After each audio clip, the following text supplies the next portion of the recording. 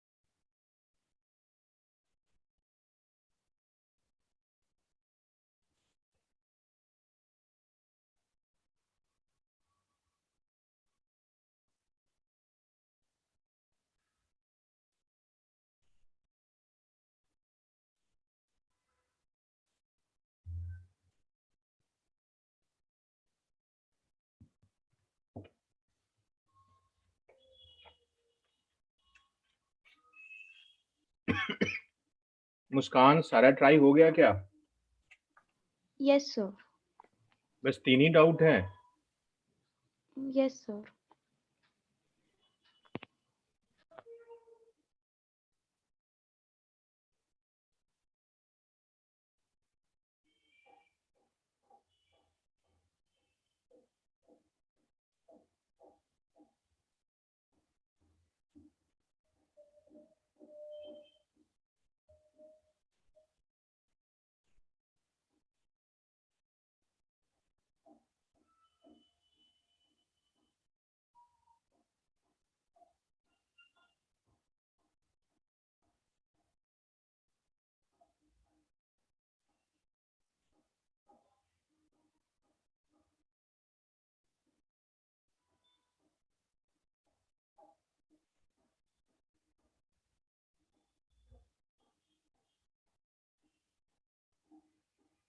तो कार्तिकेय,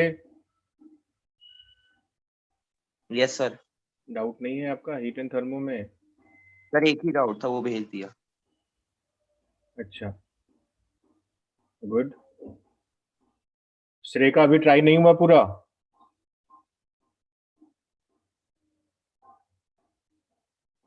ये श्रेय है नहीं मीटिंग में।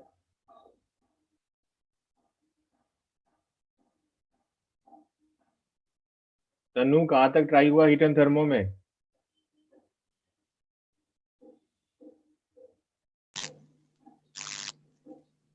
सर आर्काइव में नहीं हुआ अभी। अच्छा,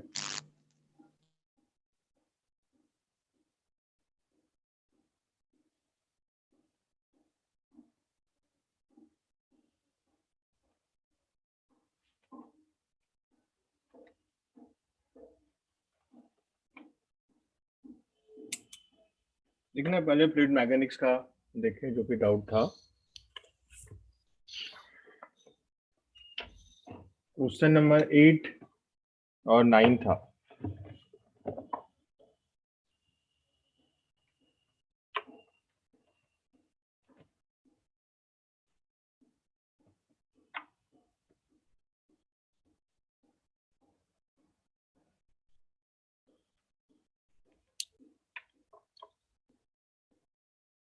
मुस्कान, पढ़ना एक बार 8th को। There is a circular tube in a vertical plane. Two fluids which do not mix and of densities d1 and d2 are filled in the tube. Each liquid subtends 90-degree angle at center. Radius joining their interface makes an angle. Ratio d1 upon d2 is.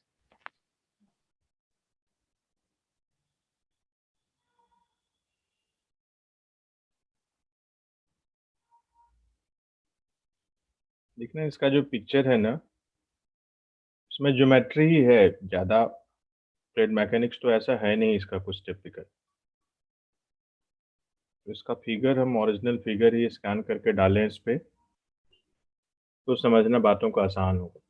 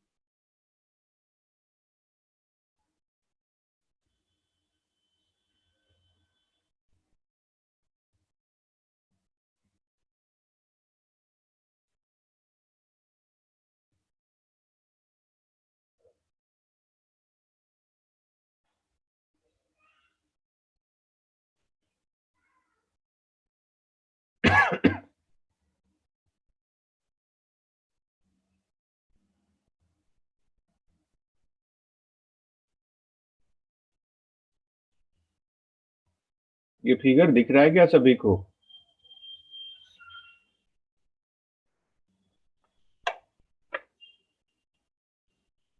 Muskan, figure है visible? Yes, sir.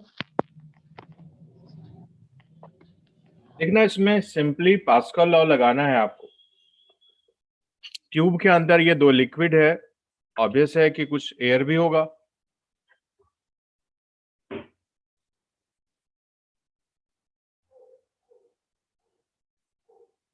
यहां से perpendicular डालें,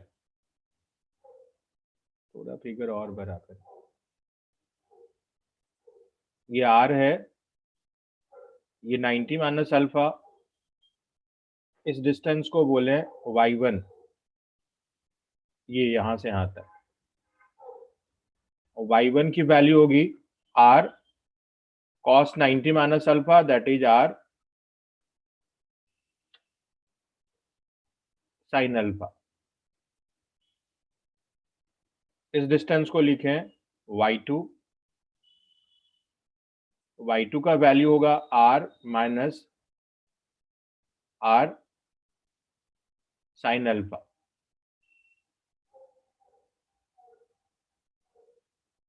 देखना right hand side,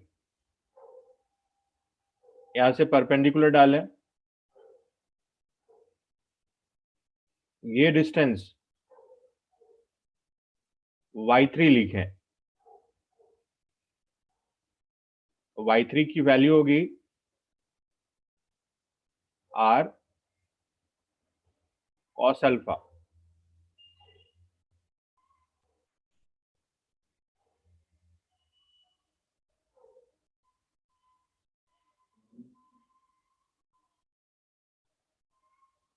ये होगा 90 minus alpha, तो ये होगा r cos अल्फा।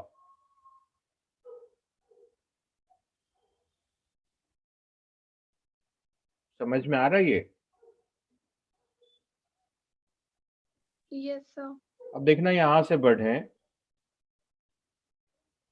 और इस डिस्टेंस को कितना लिखें। ये है अल्फा, ये 90 माइनस अल्फा, तो ये अल्फा होगा और ये होगा r sin अल्फा। सॉरी, ये वाला फिर कितना हो, r sin 90 minus alpha, r cos alpha. सही है, r cos अल्फा।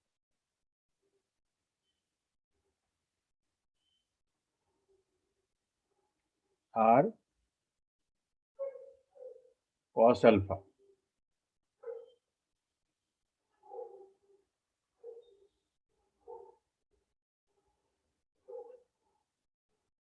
अब देखना टॉप से बढ़े, यहां पे प्रेशर P1, नीचे आए तो प्रेशर बढ़ेगा plus r sin alpha height हुआ d2g, और नीचे गए तो ये है r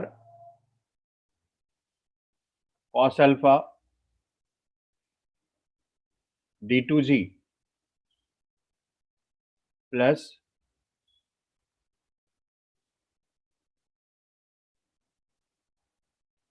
d1 वाले लिक्विड में नीचे आए तो d1g into r minus r cos alpha minus y2 है r माइनस r sin अल्फा, y2 हाइट ऊपर गए तो d1g r 1 minus sin alpha equal to P1। ये आप में से किसका डाउट था? सर विधि। समझ में आ रहा विधि ये? Yes sir. अब इसी को रीअरेंज करना है, जो भी आंसर है वो ऐसा आ जाएगा। कार्तिकेय, आर्यन, बात समझ में आई है ये? Yes sir. यस सर। देखना ये क्वेश्चन इंपॉर्टेंट है, बार बार आपके सामने दिखेगा और इसमें है कुछ भी नहीं, तो आप इसे मार्क जरूर कर लो। रिवाइज करते वक्त ऐसे क्वेश्चन को करना चाहिए।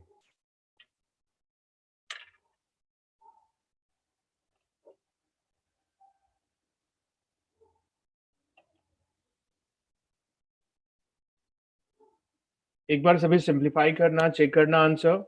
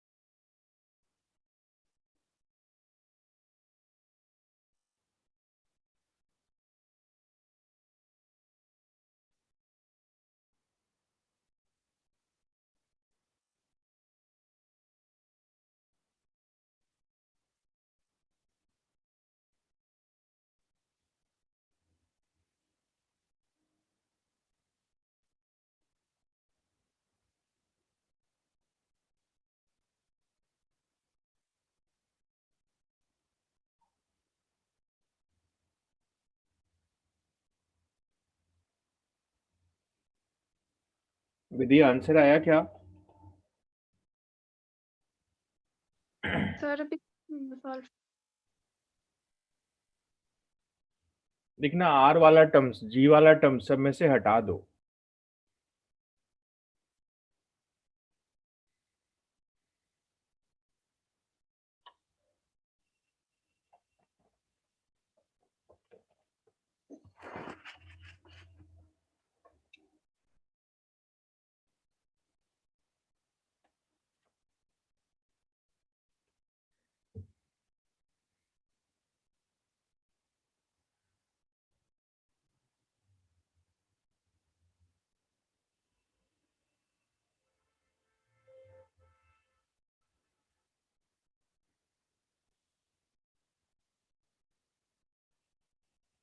या भी मुस्कान कुछ पूछना भी?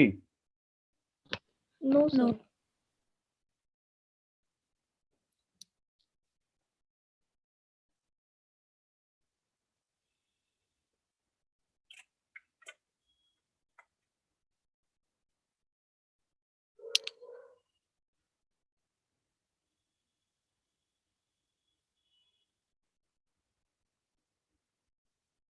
सर आंसर आ गया।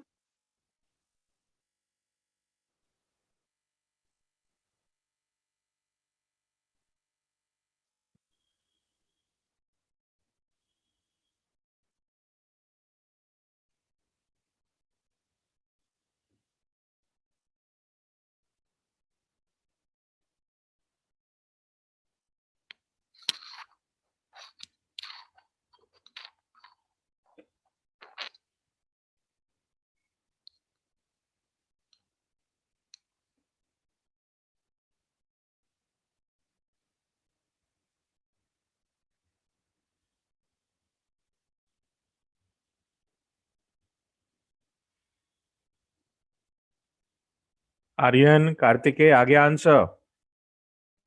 Yes, sir.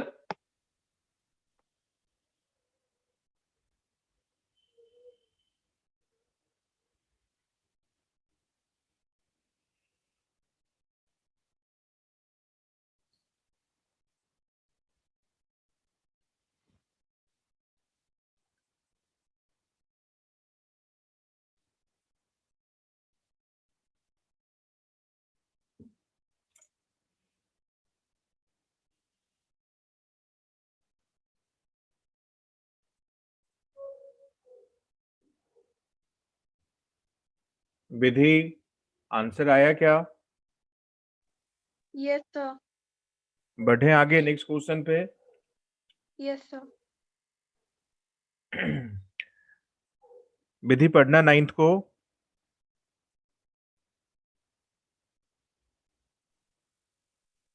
An open glass tube is immersed in mercury in such a way that a length of 8 centimeters extends above the mercury level. The open end of the tube is then closed and sealed, and the tube is raised vertically up by additional 46 centimeters. What will be the length of the air column above mercury in the tube? Now, atmospheric pressure equals 76 centimeters of mercury.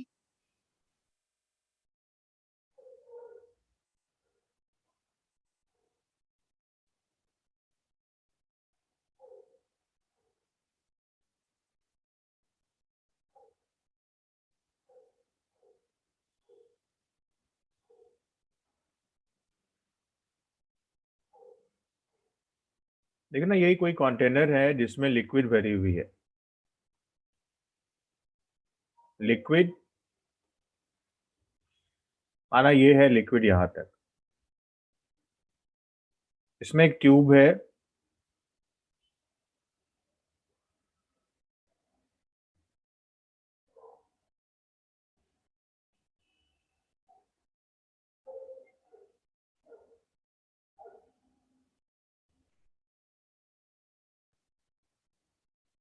देखो ना, ये tube है।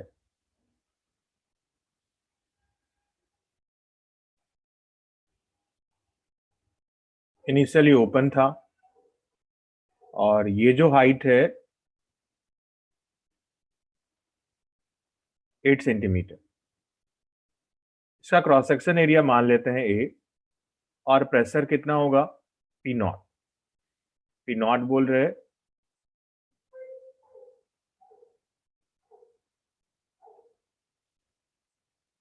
Atmospheric pressure है।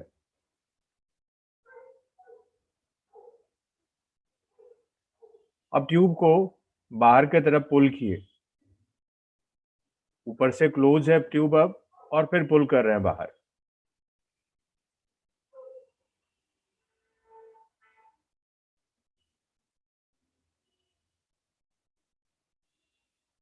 नीचे ये open था। Liquid मानते हैं इसमें।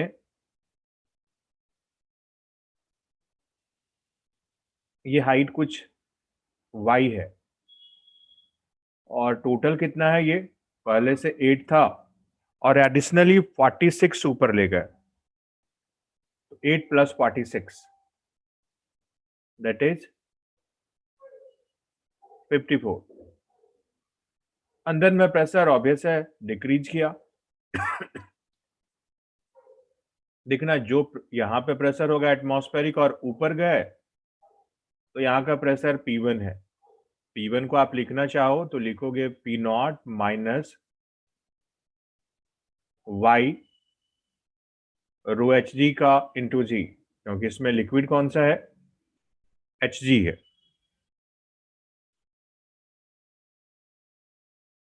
अंदर प्रेशर वॉल्यूम का जो प्रोडक्ट होगा वो कांस्टेंट कर दें, क्योंकि ये प्रोसेस जितना हुआ इसमें कोई टेम्परेचर में चेंज इमीडिएट होगा नहीं। जस्ट पुल किए, आप लिख सकते P1 V1 equal to P2 V2। Initially pressure था atmospheric that is 76 centimetre, density of mercury into g, और वॉल्यूम होगा A इंटू 8 सेंटीमीटर था उसमें। बाद में प्रेशर कितना, तो P1 है और उसकी वैल्यू है P0 माइनस y रो Hg इंटू जी, और उसमें एयर का जो हाइट है वो 54 माइनस y इंटू ए। अब जो टर्म्स कैंसिल होता है उसे हटा दो आप, ए वाला टर्म्स दिख रहा है कि हट जाएगा, इसे लिखें 0.76 rho Hg into g into 8 equal to P0 0.76 y centimetre में ही है तो y 10 टू द पावर -2 लिखें, और रो Hg इंटू जी कॉमन ले लें 54 माइनस y। अब दिख रहा है कि रो Hg इंटू जी ये दोनों हटा दो आप दोनों साइड से, यहां भी 54 माइनस y है और 54 सेंटीमीटर में है, यहाँ 8 भी सेंटीमीटर में है, तो ये तो चलेगा। या सारा सेंटीमीटर में ही लिखे, डेसिमल हटाएं, ये हटा दो, पूरा कैलकुलेशन सिंपल सा दिखेगा।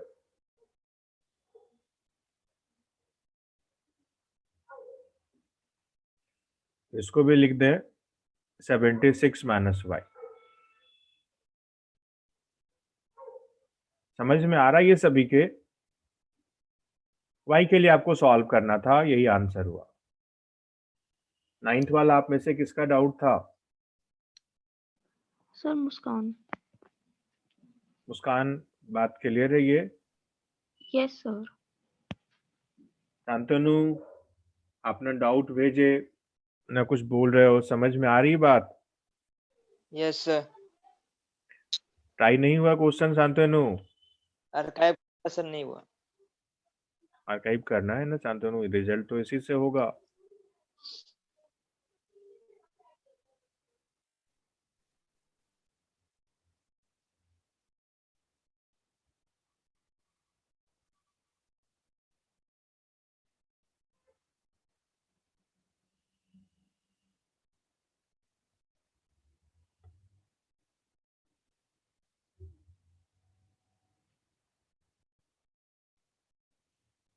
आंसर आ गया सभी का?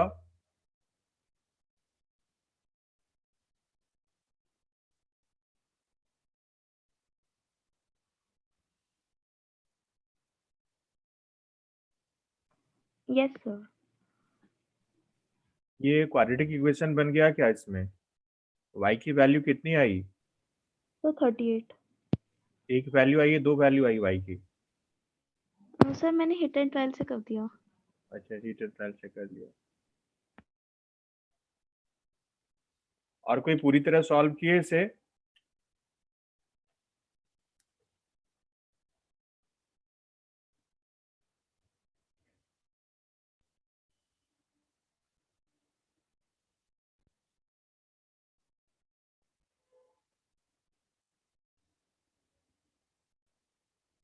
कार्तिकेय क्वेश्चन नंबर 12 को पढ़िए।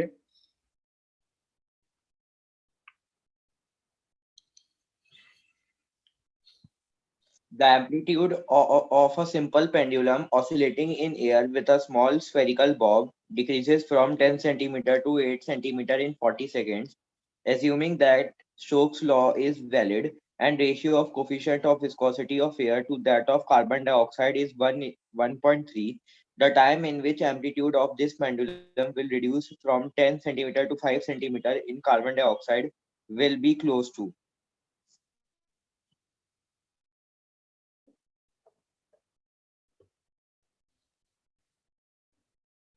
देखना ये एसएचएम का जो कॉन्सेप्ट है ना वो मिक्स है। एसएचएम में पहले एक सिलेबस में था, अब तो है नहीं। वो छोटा सा कॉन्सेप्ट है कि अगर नॉन कंजर्वेटिव फोर्स हो सिस्टम पे तो उस केस में एम्पलीट्यूड कांस्टेंट नहीं रहता, एम्पलीट्यूड बदलता है। और एम्पलीट्यूड का जो वेरिएशन है टाइम के साथ, उसके लिए रिलेशन होता टी टाइम का एम्पलीट्यूड, इनिशियली एम्पलीट्यूड जिसमें टाइम काउंट करना शुरू किए, e to the power minus b by 2m into T. ये b कहलाता डैम्पिंग कोफिशिएंट, डैम्पिंग कांस्टेंट। और जो नॉन कंजर्वेटिव फोर्स है, नॉन कंजर्वेटिव फोर्स कौन कौन सा होता? Friction, viscous, air resistance. तो ये b प्रोपोर्शनल होता या कोफिशिएंट ऑफ विस्कोसिटी के। बस सिंपली आपको इसी में पुट करना है। तो देखना इसको अगर रीअरेंज करें, जब पुट ही करें, 8 सेंटीमीटर था, पहले 10 centimetre e to the power minus eta 1 by 2m, और टाइम की वैल्यू है 40। आप इसे लिख सकते 10/8, और ये positive power left hand side में लाते तो डिवीजन में होता, ऊपर ले गए तो ईटा 1 बाई 2m इंटू 40। दोनों साइड में लॉग ले लें ln, तो ईटा 1 2m 40 इक्वल टू ln 10/8। इसको लिखे पॉस्ट। सेकेंड केस में सिमिलरली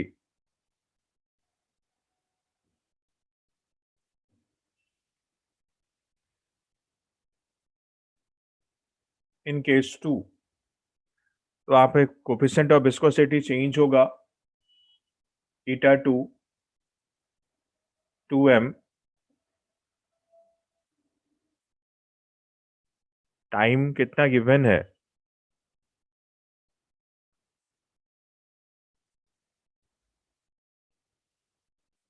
टाइम बताना है, इंटू t2 कर दे रहे, और ये होगा ln, एम्पलीट्यूड में वेरिएशन था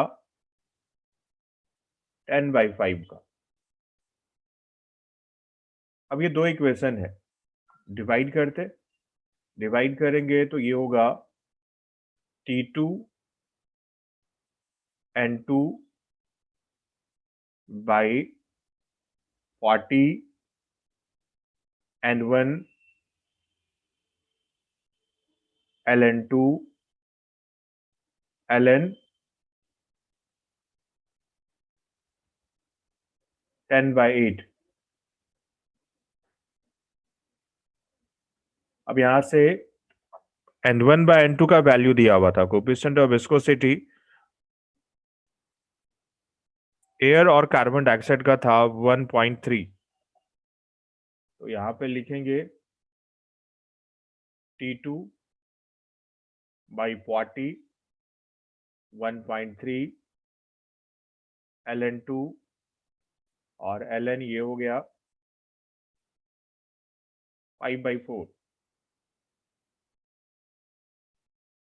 देखना ln2 होता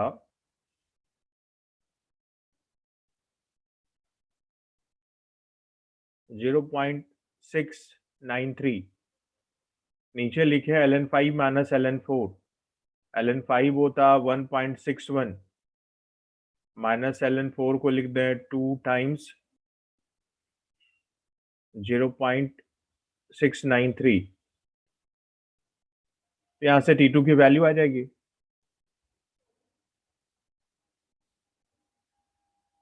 ये समझ में आया आप सभी को? Yes sir.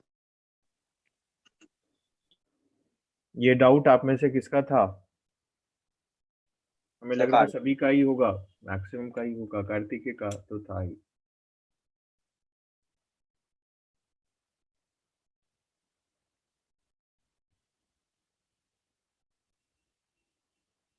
तनु, मुस्कान, समझ में आया ये? Yes. Yes, sir. आप में से किसी को पूछना हो तो बताना, एक बार सॉल्व कर लो, एक बार चेक करना आंसर, या किसी का आ गया तो बता दो।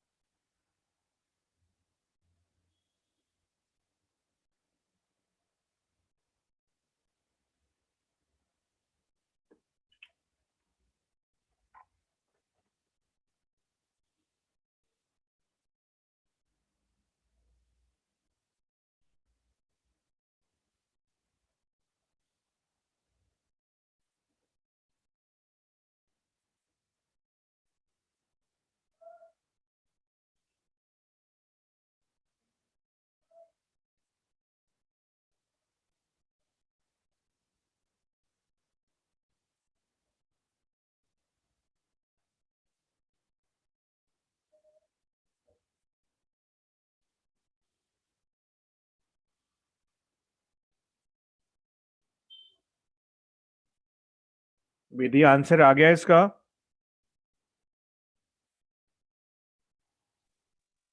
नहीं सर, अभी कर रही हूँ।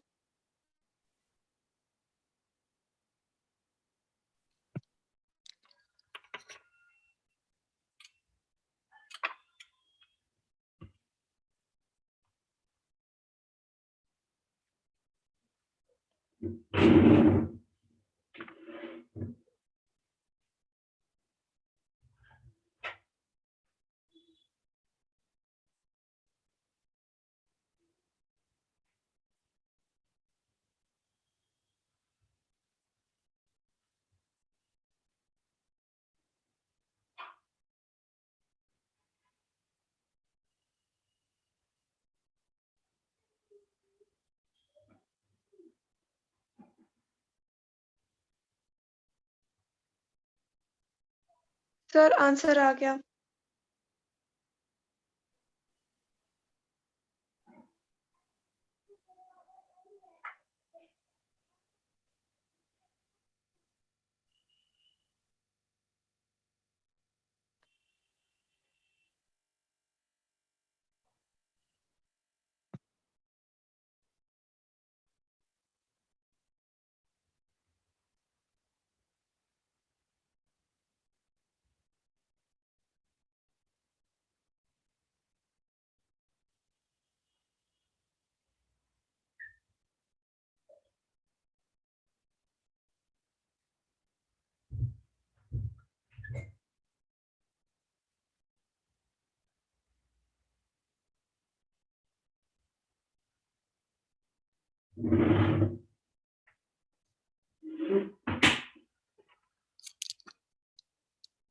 आंसर कौन कौन ले आए?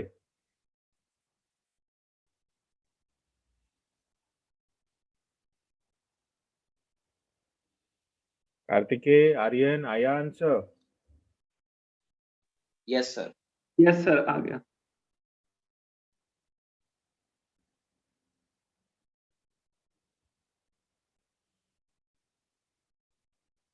विधि, या भी बढ़े आगे?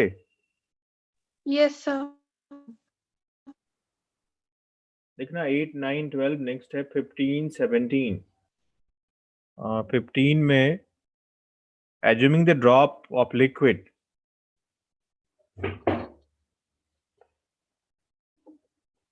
विधि एक बार पढ़ना इसे 15 को।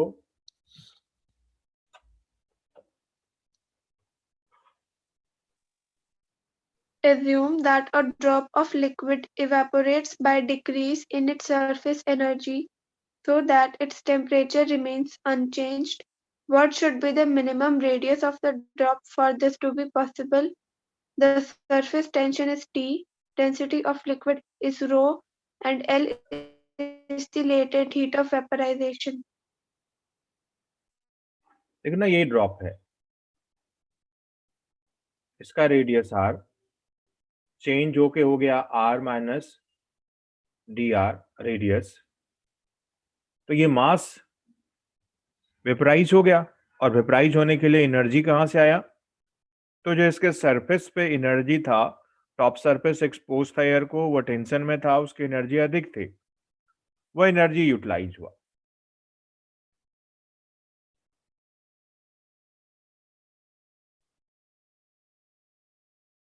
यहां से लिखें डेल्टा क्यू योगा mass into latent heat of vaporisation. Mass के जगह लिखें 4 pi r square into d r, ये वॉल्यूम हो गया लेटेंट हीट ऑफ वेपराइजेशन। और डेल्टा क्यू के जगह लिखें 4 pi r square into T.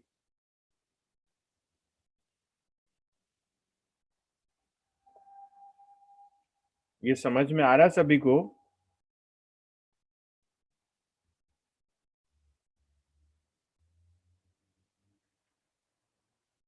Yes, sir. आप में से किसका डाउट था ये 15? Sir, Muskan.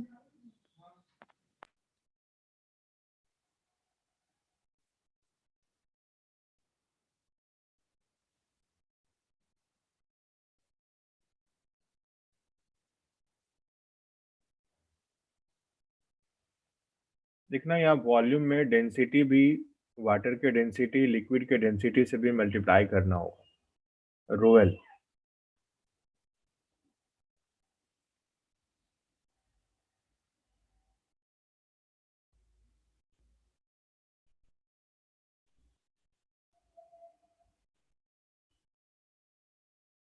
और सरफेस एरिया में देखना ये वाला पार्ट थोड़ा चेंज करते। बेसिकली रेडियस घटा तो सरफेस एरिया जीरो तो नहीं हो गया ना, सरफेस एरिया तो डिक्रीज हुआ। तो लिखना चाहिए था surface tension into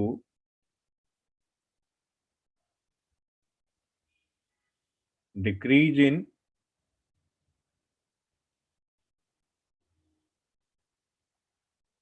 surface area.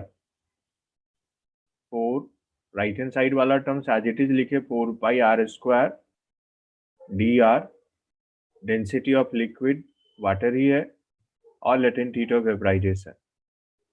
Surface area था पहले 4 पाई आर स्क्वायर, बाद में हो गया surface area 4 pi r minus d r का whole square into t equal to 4 pi r square delta r rho l into latent heat of vaporisation.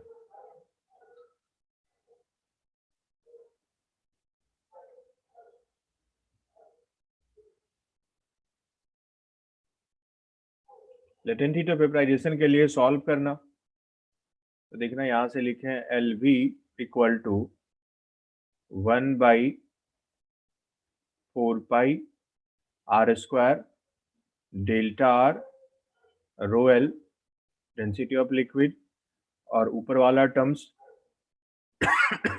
4 pi r square minus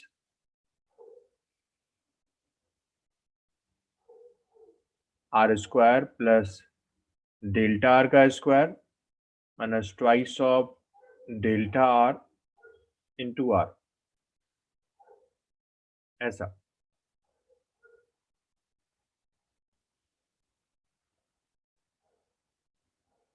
देखना जो terms cancel होता दिख रहा 4 पाई हटा दे,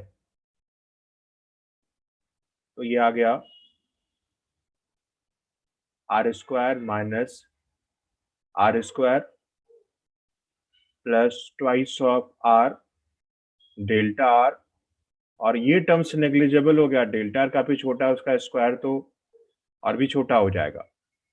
नीचे r square delta r rho l, ये cancel हो गया, इसे लिखे हैं twice of r delta r, r square delta r rho l, ये कैंसिल, 1/2 आर रो एल। देखना एक टर्म सरफेस टेंशन छूट गया, सरफेस टेंशन ऊपर में था यहाँ, तो यहाँ भी रहेगा, यहाँ भी रहेगा, यहाँ भी रहेगा, तो ये आ गया फाइनली 2t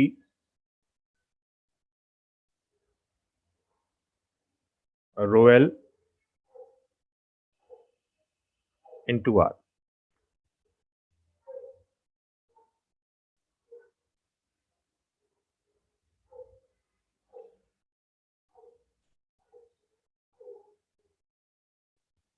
बताना क्या था इसमें, रेडियस बताना था, तो रेडियस को उधर ले जाए, लेटेंट हीट ऑफ वेपराइजेशन अपने आप इधर आए। रेडियस के लिए बताना था, तो ये लिखे 2t rho l latent heat of vaporisation. ये समझ गए सभी? Yes, sir. बढ़े आगे। Yes, sir.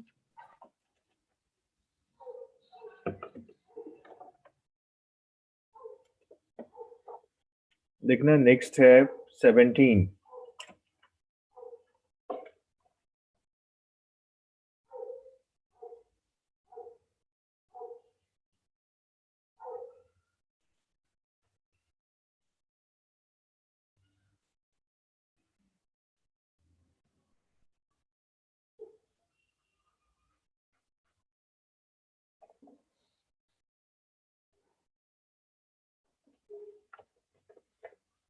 सेवनटीन आप में से किसका डाउट है?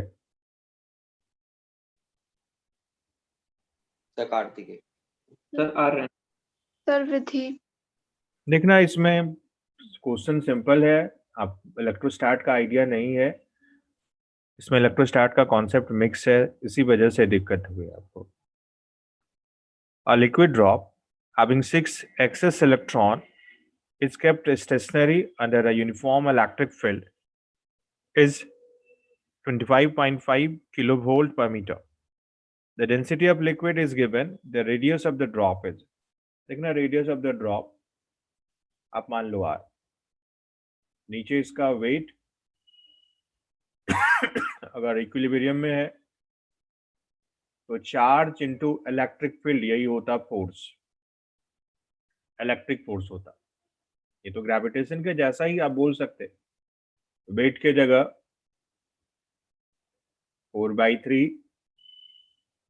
pi r cube density of liquid into g, और 6c इलेक्ट्रिक फील्ड है 25.5 किलो तो 10⁻³ आपको बताना रेडियस हो जाएगा। अब तो रेडियस सॉल्व, क्या समझ गए सभी से? Kartikeya, Aryan, yes sir. Solve करना, बताना आंसर आया नहीं आया।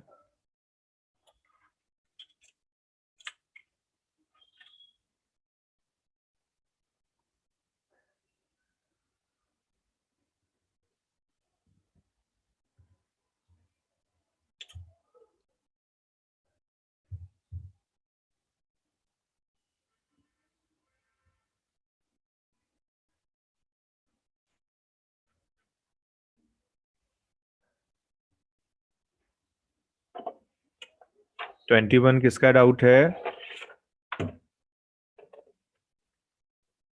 सर मुस्कान। देखना, ये भी जो भी क्वेश्चन आप पूछे हो इन जनरल वही आपका डाउट है, आप सभी में का ये कॉमन है, जो जिसमें दूसरे चैप्टर का कॉन्सेप्ट मिक्स हुआ और खास करके वो चैप्टर जो आप पढ़े नहीं, जैसे इसमें एसएचएम का यूज हुआ। मुस्कान एक बार पढ़ना इसे तेजी से, तब तक हम फिगर ड्रॉ कर रहे हैं। A uniform cylinder of length L and mass M has cross-section area capital A is suspended with its length vertical from a fixed point by a massless spring such that it is half submerged in liquid of density rho at equilibrium position. When the cylinder is given a downward push and released, it starts oscillating vertically with a small amplitude. The time period of oscillation of the cylinder will be. देखना, ये आधा डूबा हुआ है और अभी equilibrium में है। स्प्रिंग में कुछ इलोंगेशन रहा होगा kx नॉट, और यहाँ पे ऊपर बॉइंड फोर्स लग रहा होगा, बॉइंड फोर्स भी ऊपर और ये स्प्रिंग फोर्स भी ऊपर। इसका वेट नीचे mg और यही इसका सेंट्रल पॉइंट हुआ। अभी यहाँ पे है रॉड, ये इक्विलिब्रियम पॉइंट हुआ। आप लिख सकते mg ये इक्वल रहा होगा स्प्रिंग फोर्स प्लस बॉइंड फोर्स के। अगर इसे स्लाइट x डिस्प्लेसमेंट नीचे दें तो कौन सा फोर्स बदला? Fs बदला, Fb बदला। जितना बदलेगा, अगर मानते हैं ये वाला फोर्स पहले Fs था, अब Fs plus delta Fs increase हुआ, बाइंड फोर्स पहले Fb था प्लस डेल्टा Fb इंक्रीज हुआ, तो इस पे ऊपर के तरफ नेट फोर्स की बात कर रहे हैं तो आप बोलोगे डेल्टा Fb बाइंड फोर्स जितना बढ़ा और डेल्टा Fs स्प्रिंग फोर्स की जितना बढ़ा। बाइंड फोर्स बढ़ा A, x एडिशनल वॉल्यूम गया, density of liquid into g। Spring force बढ़ा K, x पहले के x नॉट था, ये एडिशनली चेंज हुआ, ये के x इलोंगेशन हुआ, एडिशनल इलोंगेशन हुआ। और नेट फोर्स होता मास इनटू एक्सेलरेशन। एक्सेलरेशन की वैल्यू आप लिखोगे a x rho l g plus के एक्स बाई मास। यहां से x वाला टर्म्स अलग कर लें, बाकी को लिखें तो a rho l g plus k by m। इसके ऊपर वेक्टर का साइन देंगे तो यहाँ नेगेटिव आ जाएगा,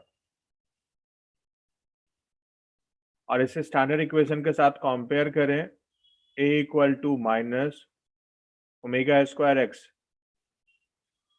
तो ओमेगा की वैल्यू आ जाएगी, ओमेगा स्क्वायर आ गया a rho l g plus k by m, तो टाइम पीरियड आ गया।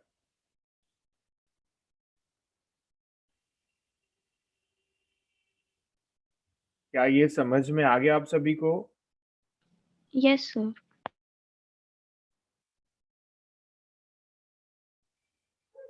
सॉल्व करना, चेक करना आंसर।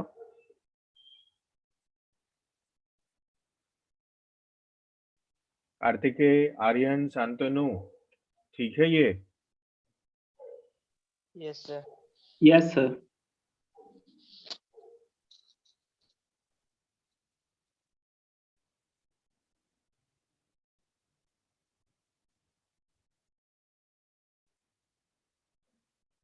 विधि आंसर आ जाए तो बताना। सर आंसर आ गया। ओके, ठीक है। नेक्स्ट है 23rd, 25th, 23rd, 24, 25। ये तीनों ही क्वेश्चन सिंपल सिंपल है। 23rd कार्तिकेय पढ़ना एक बार। सर बीच में आपकी आवाज नहीं आ रही सर, एक और बार बोल। 23rd को पढ़ना एक बार कार्तिकेय। अभी आवाज आ रही कार्तिकेय? Yes, sir.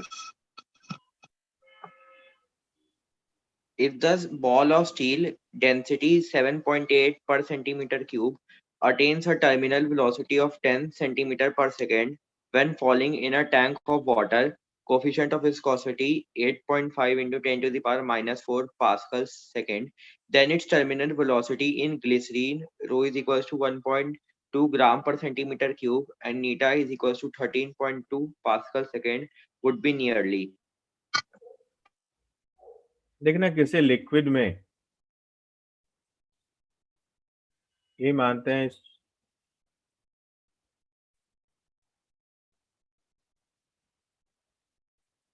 इसके नीचे लिक्विड है,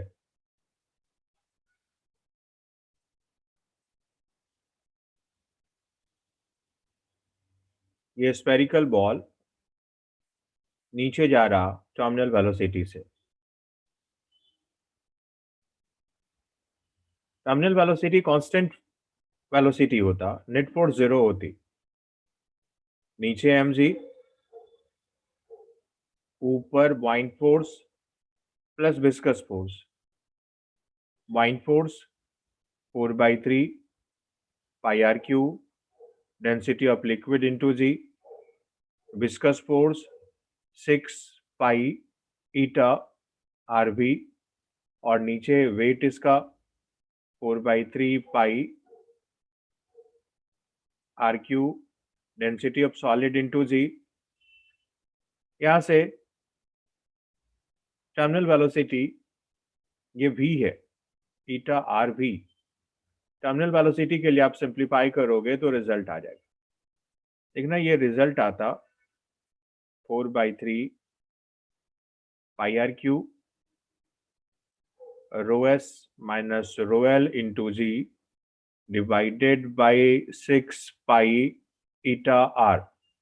जो टर्म्स कैंसिल होता है उसे हटा दें तो ये हो गया आर स्क्वायर, पाई से पाई कैंसिल, और 6 है तो ये हो जाएगा 2, ये हो जाएगा 3।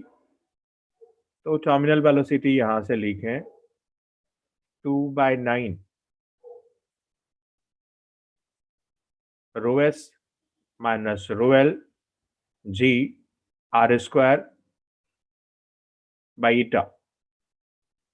पुट करें इसमें, टर्मिनल वेलोसिटी पहले कितनी थी, स्टील बॉल है 10 सेंटीमीटर पर सेकेंड, लिख देते हैं SI में, मीटर पर सेकेंड में कन्वर्ट हो गया। यह सारा CGS में ही दिया हुआ है, चलो CGS में ही पुट करें। तो 10 equal to right hand side में लिखें 2/9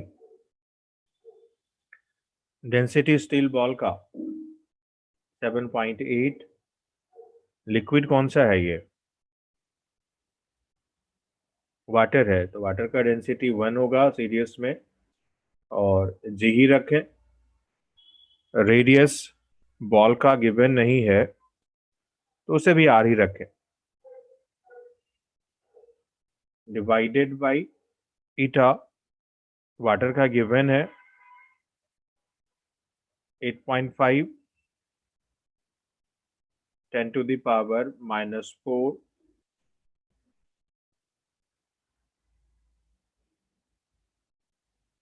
इसे लिखें फर्स्ट इक्वेशन। उसी ढंग से सेकेंड में वेलोसिटी मान लेते हैं v1 है जो कि फाइंड करना है। 2/9 डेंसिटी बॉल तो वही रहा, तो 7.8 डेंसिटी, दूसरा लिक्विड है 1.2 g r square, and coefficient of viscosity same unit है तो 13.2। अब यहां से डिवाइड करोगे तो v2 की v1 की वैल्यू नहीं आ जाएगी। ये समझ में आया कि आप सभी को? Yes, sir. सॉल्व करना, बताना आंसर।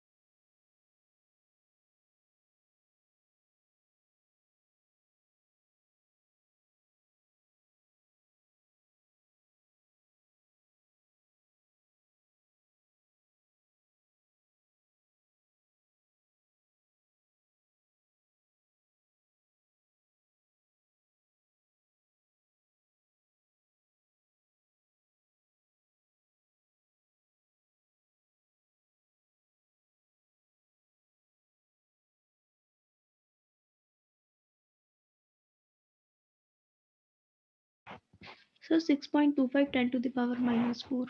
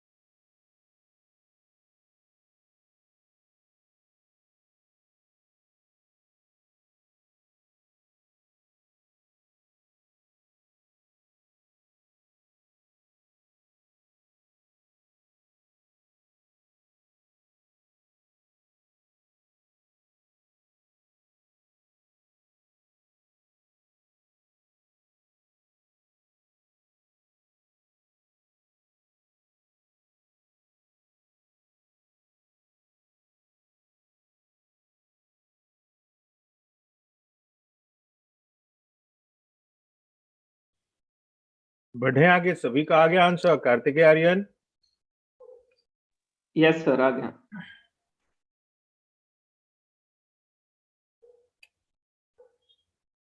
आर्यन पढ़ना 24 को। Work done in increasing the size of a soap bubble from a radius of 3 centimeter to 5 centimeter is nearly. 24 आप में से किसका डाउट है?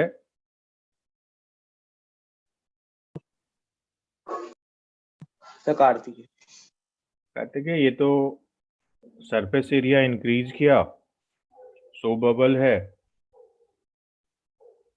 4 pi r square R2 square, इसका ट्वाइस, क्योंकि इनर और आउटर दोनों लोगे आप,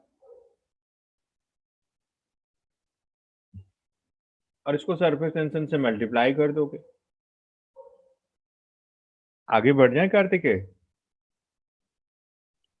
यस सर। क्या आप 2 से मल्टीप्लाई नहीं कर रहे थे, या इसमें क्या कंफ्यूजन? तो 2 से मल्टीप्लाई नहीं कर रहा था। एक बार पढ़ना 25 को कार्तिकेय।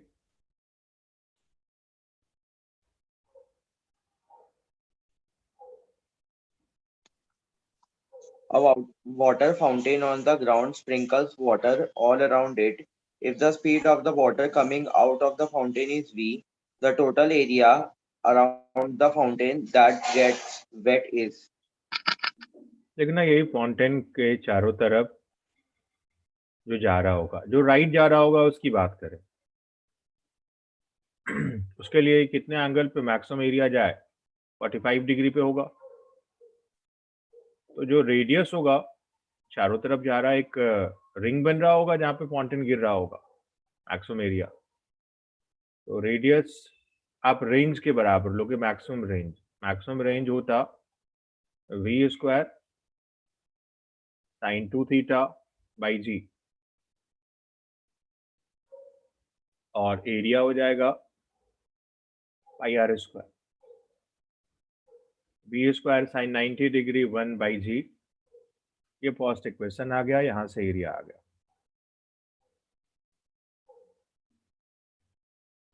क्लियर है ये? 25 आप में से कौन पूछे थे? सर आर्यन। आर्यन, समझ में आ रही है बात आपको? Yes sir. आगे बढ़े आर्यन। यस सर। देखना, ये इस पर्टिकुलर चैप्टर का जो भी आपका डाउट था, ये सारा का सारा हो गया। कल मैंने 6 क्वेश्चन दिए थे एसएचएम से भी। एसएचएम में कुछ क्वेश्चन पूछना है। कार्तिकेय, ट्राई हो गया एसएचएम? Yes sir. कौन सा पूछना है कार्तिकेय? सर 6 क्वेश्चन में डाउट नहीं अभी तक। नहीं है। आप में से जिसका भी डाउट हो, एक बार चैट में भेज दो अपने डाउट। सबसे अलग अलग पूछने से अच्छा सबसे वही है। या भी मुस्कान, हो गया था ट्राई? No sir. एक भी नहीं? No, sir sir. ट्राई नहीं किया।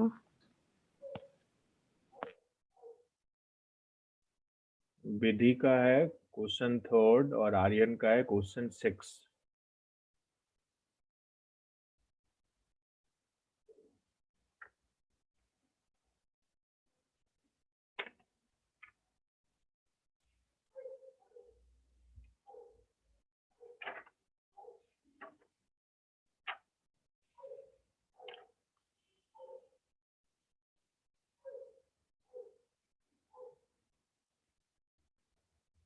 विधि पढ़ना 3 को।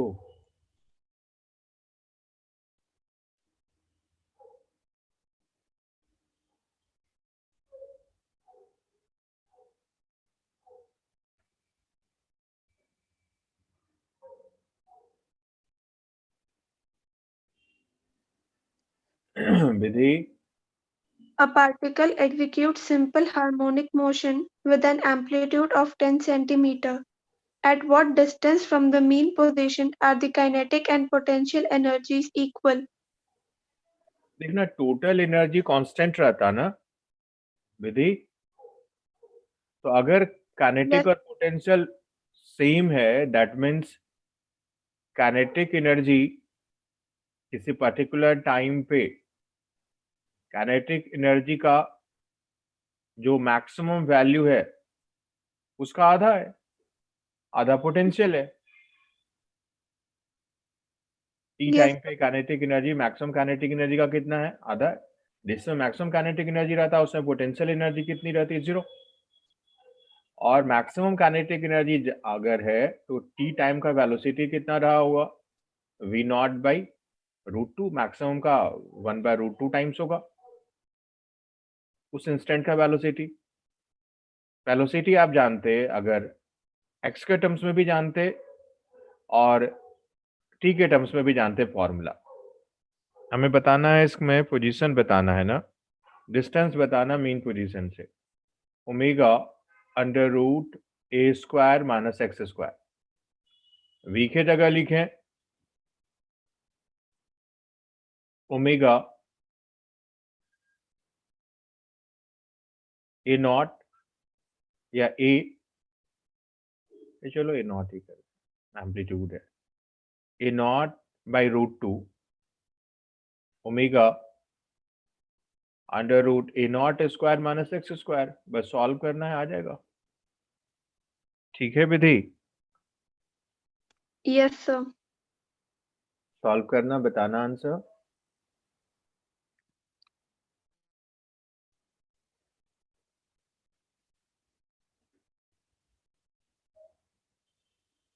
Aryan Yes, sir. पढ़िए 6 को। The equation of motion of a particle started at t is equal to 0 is given by x is equal to 5 sine 20t plus pi by 3, where x is in centimeter and t is in second. When does the particle, part A, first comes to rest? B, first have zero acceleration. Part C, first have maximum speed.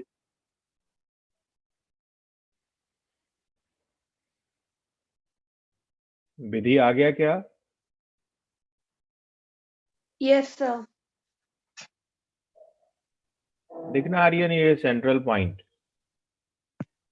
ये extreme right का point, ये extreme left का point. Amplitude given है 5, initial phase given है π/3, 60 degree हुआ। देखना जिस समय ये ब्रैकेट वाला क्वांटिटी एंगल का वैल्यू π/2 हो जाएगा उस समय पार्टिकल कहाँ रहता, एक्सट्रीम पॉइंट पे, पॉजिटिव एक्सट्रीम पे आ जाएगा। और पॉजिटिव एक्सट्रीम पे रेस्ट में होता, आप लिख सकते हो 20t प्लस π/3, ये हो जाए π/2। तो टाइम एक अननोन है, सॉल्व करोगे पार्टे आ जाएगा। Aryan Yes, sir. देखना first have the zero acceleration. Zero acceleration का मतलब यहाँ आ जाए, यहाँ आने के लिए टोटल एंगल कितना होना चाहिए, पाई। तो सेकेंड पार्ट के लिए 20t प्लस 5/3 ये हो जाना चाहिए पाई के बराबर, तो ये t2 आ जाएगा। सर हमने इसमें एंगल पाई क्यों यूज किया, मतलब 0 डिग्री भी तो यूज कर सकते हैं। नहीं देखना, t0 पे पार्टिकल तो ऑलरेडी यहाँ पे है, नहीं पार्टिकल मिडवे है ना t0 पे, इसका कुछ है ना एंगल π/3 60 डिग्री है, तो ये Yes. पॉइंट P पे है और x की वैल्यू है a√3/2। ठीक है, तो अगर यहाँ पे है और राइट जा रहा, तो ऑब्वियस है कि फर्स्ट टाइम कब होगा, वेलोसिटी 0 जब यहाँ पहुंचेगा। फर्स्ट टाइम कब होगा एक्सेलरेशन 0, जब सेंट्रल पॉइंट पे आएगा। आर्यन, ओके सर, आगे सर। और first have the maximum speed, तो सेंट्रल पॉइंट पे मैक्सिमम स्पीड होता। थर्ड पार्ट के लिए भी यही बात हो गया, सेकंड और थर्ड पार्ट के लिए एक ही कैलकुलेशन है। पूरी तरह समझ गए आर्यन? Yes sir. कोई कंफ्यूजन नहीं है अब? No sir. सॉल्व करना तेजी से।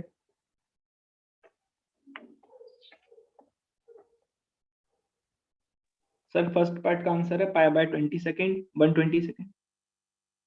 एक कीजिए आंसर से। सर हो गया मैच, दोनों पार्ट क्या गए। दोनों पार्ट। विधि का भी हो गया उधर आंसर। ये किसका था थर्ड वाला, ये मुस्कान का था? सर विधि। अच्छा हो गया ना थर्ड वाला। यस सर। देखना एसएचएम में थोड़ा आगे बताया ताकि आगे का क्वेश्चन भी आप कर पाओ। हीट एंड थर्मो कल हम लोग डिस्कस करते, आज टाइम भी अब उतना रहा नहीं। हम चाहेंगे ज्यादा क्वेश्चन मत करना, 6 किए, 6 क्वेश्चन और ऐड करना। अब 12 तक पहुंचना एसएचएम में।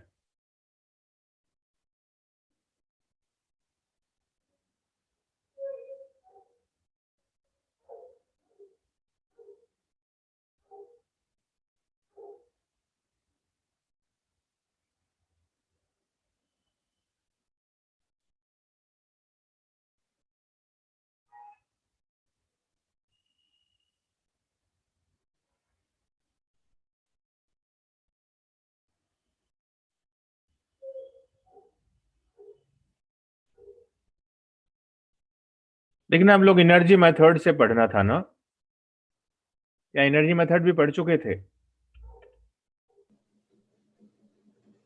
कार्तिकेय,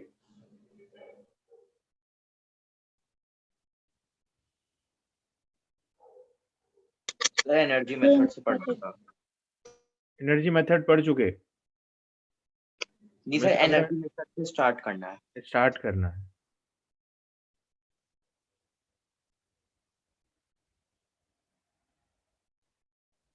देखना एनर्जी मेथड में कैसे पढ़ते,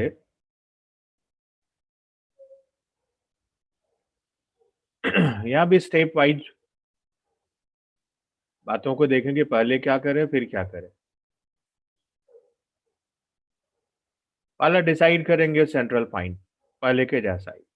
कैसे डिसाइड करते central point? By putting net force 0, या जब आगे बढ़ेंगे थोड़ा एडवांस चीज देखेंगे, रोटेशनल एसएचएम की बात करेंगे या एंगुलर एसएचएम की बात करेंगे, तो नेट टॉर्क 0 पुट कर।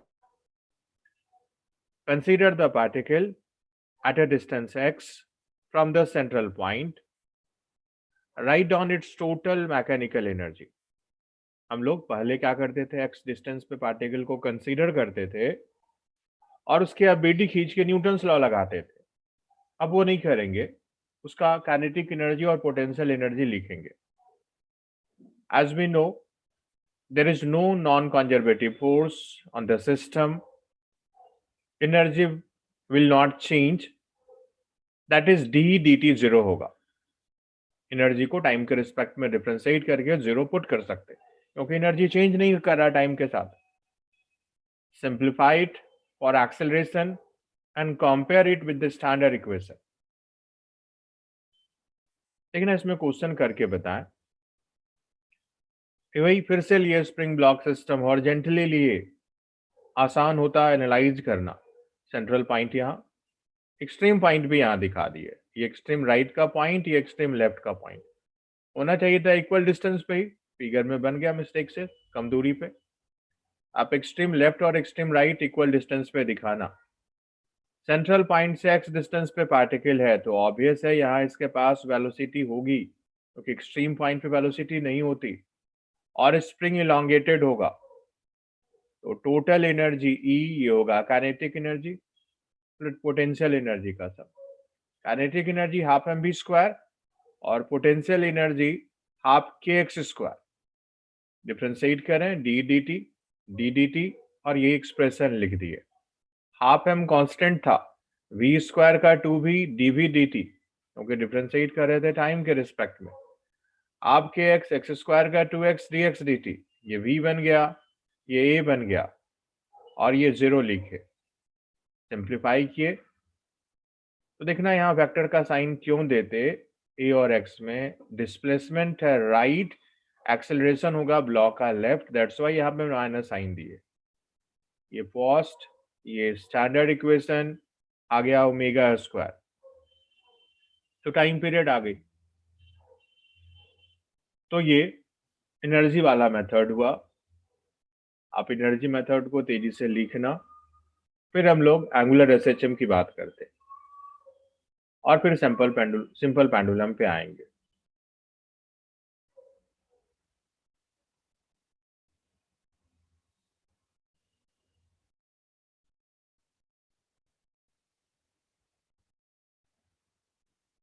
शांतनु, आर्यन, बात समझ में आ रही है सब? Yes sir.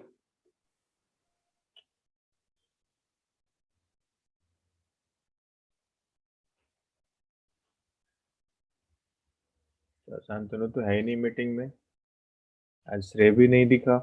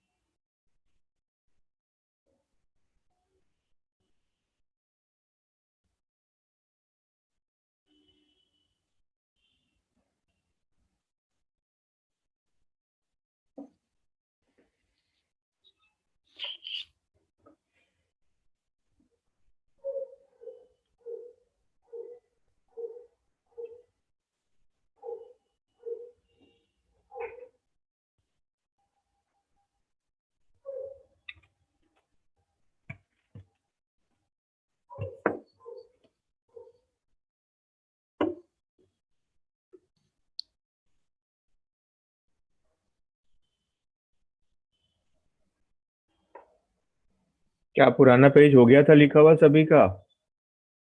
Yes, sir.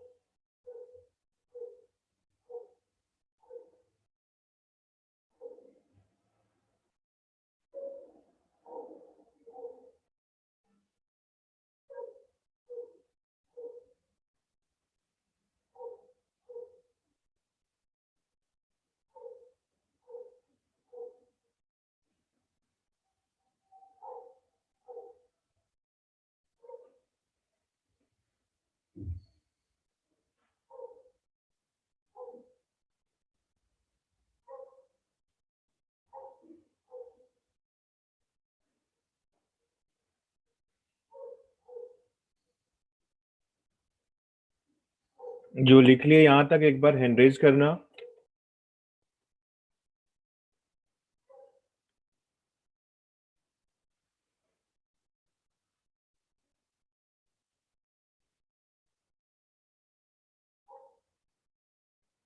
Karthikeyan पूछना है कुछ?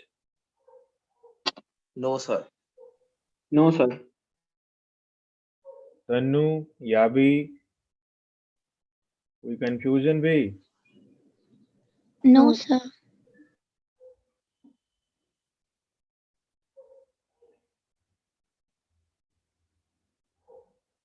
आज हम लोग थोड़ा लेट से स्टार्ट किए, लेकिन आगे बताना भी संभव नहीं है। 5-10 मिनट हम सोच रहे थे एक्स्ट्रा बताएं, एंगुलर एसएचएम बता देते। चलो फिर आपकी भी क्लास है, थोड़ी देर 15 मिनट के ब्रेक पे ही कल हम लोग इतना कुछ कर लेंगे कि आप वीकेंड में अच्छा खासा काम कर सकते हैं इसमें। Mainly simple pendulum, compound pendulum बता दें और उसका डिफरेंट केस बता दें, आप अच्छी वर्मा के मेजर क्वेश्चन कर पाओगे। क्वेश्चन हम अपनी तरफ से भी इसमें बल्क में करेंगे।